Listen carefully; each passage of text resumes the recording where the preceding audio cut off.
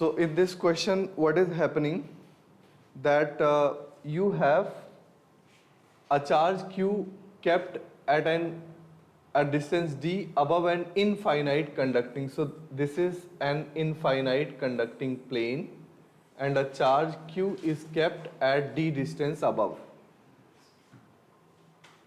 Okay?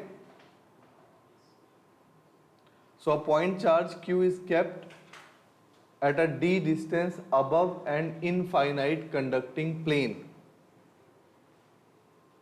And what is the energy stored in the configuration, and this plane should be grounded actually, right? Yes, sir. This plane should be grounded.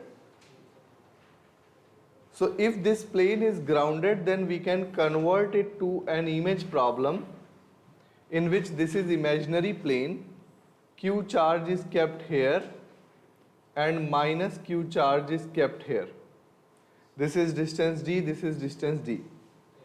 Now what is the energy? It will be, we will take half of the energy, I have told you. It will be 1 upon 4 pi epsilon naught minus q square upon 2d, 2d. Okay? q1, q2 by r. So how much it will become? Minus 1 upon 4 pi epsilon naught q square upon 4d. Option A is correct. Okay?